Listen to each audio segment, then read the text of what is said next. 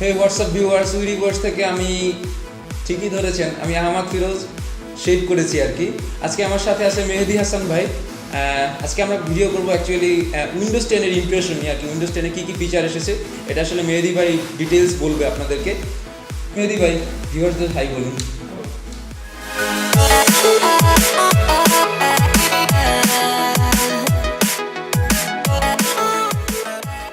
Viewers, এটা হচ্ছে Windows 10 technical প্রিভিউয়ের ডিফল্ট ডেস্কটপ।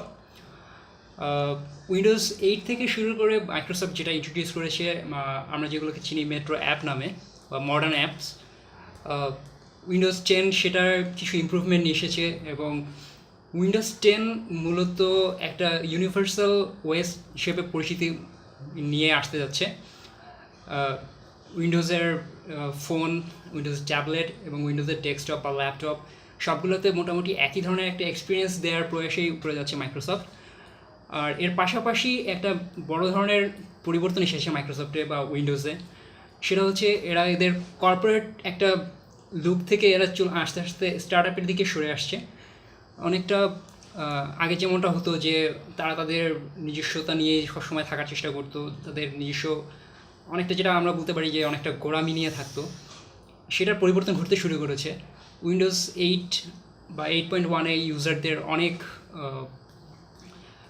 ব্যাড রিয়াকশন ছিল, অনেক কিছু মিসিং ছিল, স্টার্ট আপ মেনু ছিল না। তো এগুলো নিয়ে অনেক কমপ্লেইন ছিল। মাইক্রোসফট সেগুলোর নিয়ে সেই ইউজারদের কথা শুনতে শুরু করেছে এবং আস্তে আস্তে বেশ কিছু পরিবর্তন নিয়ে এসেছে ইউজারদের কথা চিন্তা করেই। আর এর মানে রিফ্লেকশনগুলো দেখা যাচ্ছে হলো উইন্ডোজ 10-এর টেকনিক্যাল প্রিভিউতে। আজকে আমরা যে প্রিভিউটা নিয়ে রিভিউ করতে যাচ্ছি সেটা হচ্ছে Windows 10 technical preview build 9926। Currently এটাই মাইক্রোসফটের সর্বশেষ রিলিজড টেকনিক্যাল প্রিভিউ। আর এর মধ্যে বেশ কিছু লিকড ভার্সন দেখা গিয়েছে যেগুলো এখন পর্যন্ত অফিসিয়ালি অ্যানাউন্স করা হয়নি। তো হোপফুলি আমরা ওগুলোর কিছু হিন্টস দিব শেষের দিকে। তো শুরু করা যাক, কি কি আছে এই বিল্ডে। উইন্ডোজ 10-এর সবচেয়ে চমকপ্রদ সংযোজন সম্ভবত হচ্ছে কর্টানা, মাইক্রোসফটের ভয়েস অ্যাসিস্ট্যান্ট, পার্সোনাল অ্যাসিস্ট্যান্ট। তো মাইক্রোসফট কর্টানাকে ইন্টিগ্রেট করেছে টাস্কবারেই, আর এখানে সার্চ বাটনটাতে ক্লিক করলে মূলত কর্টানা অ্যাপিয়ার হচ্ছে। সো এটাতে ক্লিক করলে পরে আপনি এখানে সে আপনাকে ইনিশিয়ালি আপনার ডেইলি রুটিন বা ছোটোখাটো নিউজ এগুলো দেখিয়ে দিবে। এর বাইরে আপনি দুটোভাবে একে ইনপুট দিতে পারেন। একটা হচ্ছে কিবোর্ড থেকে ম্যানুয়ালি টাইপ করতে পারেন, কিংবা একে ভয়েস কমান্ডও দিতে পারেন। যেমনটা আমি যদি এখন এখানে কর্টানাকে লিখি যে হ্যালো কর্টানা, সো আচ্ছা সেক্ষেত্রে সে সরাসরি আপনাকে ওয়েবে নিয়ে যাচ্ছে। বাট আমরা যদি ভয়েস কমান্ড দেওয়ার চেষ্টা করি, লেটস সি যে কি হয়। হ্যালো কর্টানা।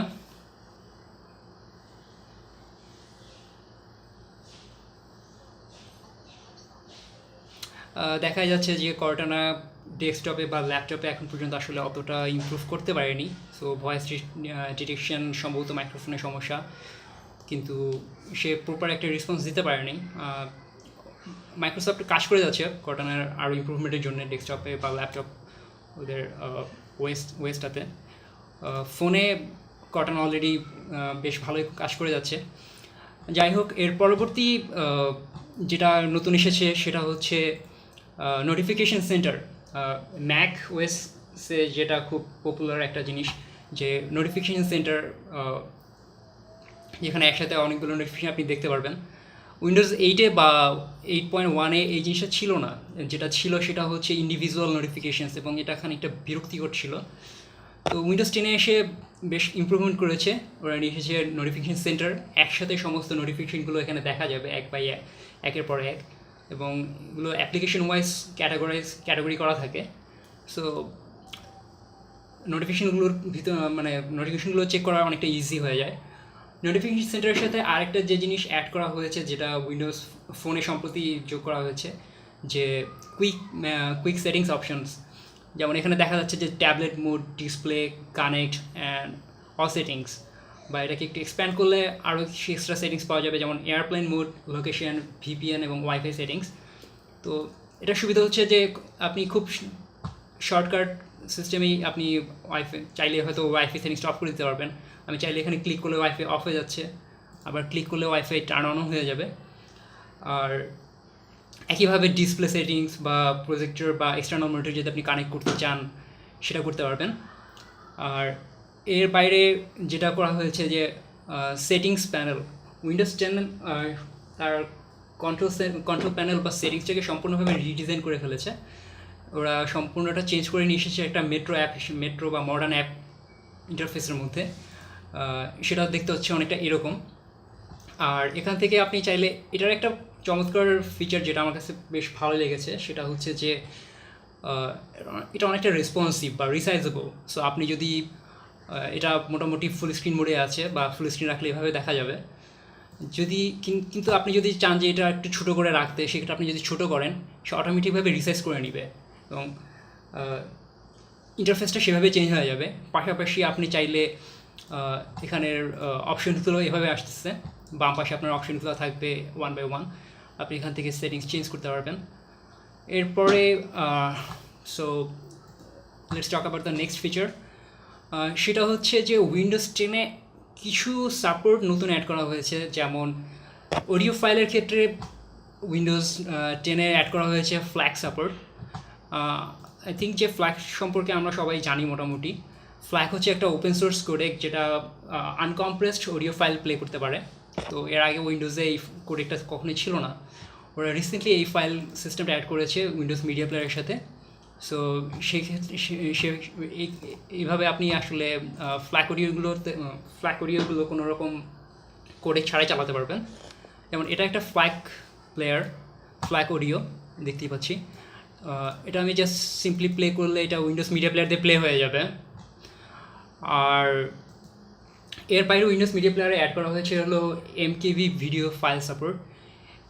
যারা এমকেভি ভিডিও দেখেন, মোস্টলি আমরা সবাই এমকেভি অনেকেই দেখি, মানে কম বেশি প্রচুর দেখা হয়। আমরা নর্মালি এমকেভি ফাইল ফরম্যাটটা হচ্ছে জাস্ট কোয়ালিটি মোটামুটি অক্ষুণ্ণ রেখে একটু ফাইল সাইজটা ছোটো করে ফেলা যায়। এমকেভি ফরম্যাটটা মূলত একটা কন্টেইনার। সো যারা মানে অডিও বা ভিডিও প্রসেসিং সম্পর্কে জানেন তারা কন্টেইনার বা এমকেভি ফরম্যাট, H.264 ফরম্যাট এগুলো সম্পর্কে জানেন আশা করি। তো এই ছিল হলো ওদের অডিও বা ভিডিও মাল্টিমিডিয়া সাপোর্টের ক্ষেত্রে কিছু নতুন সাপোর্ট। আর এরপরে হচ্ছে ট্যাবলেট মোড। যারা সারফেস বা ট্যাবলেট ইউজ করেন উইন্ডোজের বা করতে চান বা করবেন, তাদের জন্য অনেকটা কাজের। সারফেস মোডটা মূলত হচ্ছে যে ইনস্ট্যান্ট সুইচ করার জন্যে দুইটাভাবে এটা চেঞ্জ করা যায়। একটা হচ্ছে আপনি যদি নোটিফিকেশন সেটার থেকে সরাসরি ট্যাবলেট মোডটা অন করেন, সেক্ষেত্রে ট্যাবলেট মোড অন হয়ে যাবে। ট্যাবলেট মোডের মূলত ব্যাপারটা হচ্ছে যে এখানে সবগুলো অ্যাপ্লিকেশনই ম্যাক্সিমাইজ উইন্ডোতে থাকবে। সো কোনোটাই আপনি কখনোই ছোটো উইন্ডোতে পাবেন না। সো লেটস সে আমি যদি ব্রাউজারটা ওপেন করি, এটা ফুল স্ক্রিন হয়ে যাবে, এটা কখনো স্মল হবে না। সো এই রিসাইজ বাটনটা কখনো কাজ করবে না। সো আপনি হয় মিনিমাইজ করতে হবে কিংবা ম্যাক্সিমাইজ, আপনি সুইচ করতে পারতেছেন না। এটা অনেকটা কাজের যখন আপনি ট্যাবলেট মোডে কাজ করবেন, বা আমরা যখন ট্যাবলেটে কাজ করি তখন আসলে রিসাইজেবল উইন্ডো নিয়ে আসলে এভাবে আমরা কাজ করি না। সো এটা ফুল স্ক্রিনই রাখা হয়। আর ট্যাবলেট মোড থেকে জাস্ট বের হয়ে আসার জন্য আমরা জাস্ট ট্যাবলেট মোডে আবার ক্লিক করলে সিম্পলি বের হয়ে আসতে পারবো ট্যাবলেট মোড থেকে, এবং তখন আপনি চাইলেই রিসাইজ করতে পারবেন। এটা পার্সোনালি ডিপেন্ড করতেছে আপনি কোন ডিভাইস ইউজ করতেছেন। আপনি যদি আসলে সারফেস 3 বা এই ধরনের কোনো ডিভাইস ইউজ করে থাকেন যেগুলোতে অ্যাটাচেবল কিবোর্ড বা এই ধরনের ডিভাইস থাকে, সেক্ষেত্রে উইন্ডোজ যেটা করবে সেটা হচ্ছে আপনি কিবোর্ড লাগাইলে অটোমেটিকলি সে ট্যাবলেট মোডে চলে যাবে, আবার কিবোর্ডটা খুলে ফেলে সে অটোমেটিক আবার ডেস্কটপ মোডে চলে আসবে। আর এর সাথে যেটা উইন্ডোজের সবচেয়ে বড় একটা ফিচার, যেটা উইন্ডোজ 8.1-এ মিসিং ছিল এবং ইউজারদের অনেক দিনের একটা প্রত্যাশা ছিল যে মাইক্রোসফট তাদের কথা শুনবে, এবং ফাইনালি তাদের কথাটা শুনেছে। তারা ফিরে নিয়ে এসেছে হলো তাদের স্টার্ট মেনুটা একটু চেঞ্জ করা হয়েছে। এখানে দেখতেই পাচ্ছেন যে স্টার্ট মেনুতে আসলে সে আগের মতো করে নাই। ডান পাশে তারা নিয়ে এসেছে লাইভ, তাদের সেই মেট্রো স্টার্ট টাকেই তারা একটু পরিবর্তন করেছে। ডান পাশে নিয়ে এসেছে সেই লাইফ টাইলসগুলো। এখানে আপনি আপনার কুইক টাইলসগুলো আপনার পিন করে ফেলতে পারেন, সো আপনি খুব কুইকলি অ্যাক্সেস করতে পারবেন এই জায়গাগুলোতে। আর এর বাইরে হচ্ছে যে শর্টকাট করার জন্য কিছু প্লেস অ্যাড করা হয়েছে, যেমন প্লেসেস, এখান থেকে আপনি আপনার কুইক প্লেসগুলোতে যেতে পারবেন। এরপরে হচ্ছে মোস্ট ইউজ, যেগুলো আপনি খুব প্রতিনিয়ত ইউজ করেন সেগুলো এখানে অটোমেটিকলি লিস্টেড হয়ে যাবে। রিসেন্টলি অ্যাডেড ট্যাবে হচ্ছে সর্বশেষ ইনস্টল যে অ্যাপ্লিকেশনটা করেছেন সেটা এখানে দেখাবে। আর যদি সমস্তগুলো অ্যাপ্লিকেশনই আপনি দেখতে চান সেক্ষেত্রে হচ্ছে অল অ্যাপসে ক্লিক করলে অ্যালফাবেটিক্যাল অর্ডারে সবগুলোই দেখতে পারবেন এখানে। আর যদি মনে হয় যে স্টার্ট মেনুটা একটু ছোটো হয়ে যাচ্ছে আপনার জন্য, সেক্ষেত্রে আপনি ক্লিক করবেন হলো এক্সপ্যান্ড স্টার্ট, সেক্ষেত্রে এটা ফুল স্ক্রিন হয়ে যাবে এবং সব কিছু আপনি তখন এখানে দেখতে পারবেন। আর এটাও তখন এক্সপ্যান্ড হয়ে যাচ্ছে, সো আপনার সুইচ করতে খুব একটা সমস্যা হবে না। আর এরপরে হচ্ছে কুইক অ্যাক্সেস। এটা আমরা যারা লিনাক্স ইউজ করি বা ম্যাক যারা ইউজ করি তারা খুব ভালো করে জানি যে একটা হোম বা একটা রুট নামে একটা লোকেশন থাকে, ওখান থেকে আমরা খুব দ্রুত অ্যাক্সেস করতে পারি। উইন্ডোজ এবার সেই জিনিসটা নিয়ে এসেছে তাদের এক্সপ্লোরারে। ওরা কুইক অ্যাক্সেস নামে একটা সেকশন খুলেছে, যেখান থেকে আসলে আমরা চাইলেই দেখতে পারবো যে লাস্ট ফ্রিকুয়েন্ট কোন কোন ফোল্ডারগুলোতে আমরা অ্যাক্সেস করেছি বা রিসেন্ট কোন ফাইলগুলো নিয়ে আমরা কাজ করি। আর এর সাথে হচ্ছে যে ফেভারিট ট্যাবগুলো আপনার এখানে দেখা যাবে এক এক করে। আর এটা হচ্ছিল তাদের এক্সপ্লোরার ইন্টিগ্রেশন। এরপরে আরেকটা চমৎকার জিনিস অ্যাড করা হয়েছে, সেটা হচ্ছে মাল্টিপল ওয়ার্ক স্পেস বা ভার্চুয়াল ডেস্কটপ। ম্যাকে বা লিনাক্সে এই জিনিসগুলো বহুদিন ধরে আছে, ইনফ্যাক্ট লিনাক্সে অনেক আগে থেকে আছে যে মাল্টিপল বা ভার্চুয়াল ডেস্কটপ অ্যাড করা যায়। উইন্ডোজ 10-এ অ্যাড করেছে। এই ক্লিকটাতে ক্লিক করলে আমরা টাস্ক ভিউ বাটনতে ক্লিক করলে আমরা যেটা দেখতে পারবো সেটা হচ্ছে যে সে আমাদের সমস্ত অ্যাপ্লিকেশনগুলো দেখিয়ে দিচ্ছে। নিচে একটা অপশন দিচ্ছে, সেটা হচ্ছে অ্যাড ডেস্কটপ। এখানে ক্লিক করলে পরে একটা নতুন ডেস্কটপ অ্যাড হয়ে যাবে, এই যে নিচে দেখা যাচ্ছে। চাইলে আমরা এখানে সুইচ করতে পারবো। তবে এই বিল্ডে যে কিছু লিমিটেশন রয়ে গেছে, যেমনটা হচ্ছে যে আপনি চাইলেই যে কোনো অ্যাপ্লিকেশনকে এখান থেকে সুইচ করে সেকেন্ড ডেস্কটপে পাঠাতে পারবেন না বা অন্য একটা ডেস্কটপে পাঠাতে পারবেন না, এখানে কোনো ধরনের অপশন নাই। সো আপনি যদি সেই ধরনের কোনো একটা অ্যাপ্লিকেশন চেঞ্জ করে পাঠাতে চান, যেমন আমি যদি আমার স্যামসাং ম্যাজিশিয়ান অ্যাপ্লিকেশনটাকে চাই যে ডেস্কটপ 2 থেকে ডেস্কটপ 1-এ পাঠাবো, সেক্ষেত্রে আমাকে যেটা করতে হবে যে টাস্ক ভিউতে ক্লিক করতে হবে। ক্লিক করার পর এখানে রাইট বাটন ক্লিক করার পর সে অপশন দেবে যে মুভ টু ডেস্কটপ 1 বা মুভ টু ডেস্কটপ 2। সো আমি যদি ডেস্কটপ 1-এ সুইচ করি, দেখতে পাচ্ছেন যে নিচে অ্যাপ্লিকেশনের ডেস্কটপ 1-এ চলে এসেছে। এটা ছিল মোটামুটি ওদের নতুন টাস্ক বারের কিছু একটা গ্লিমস।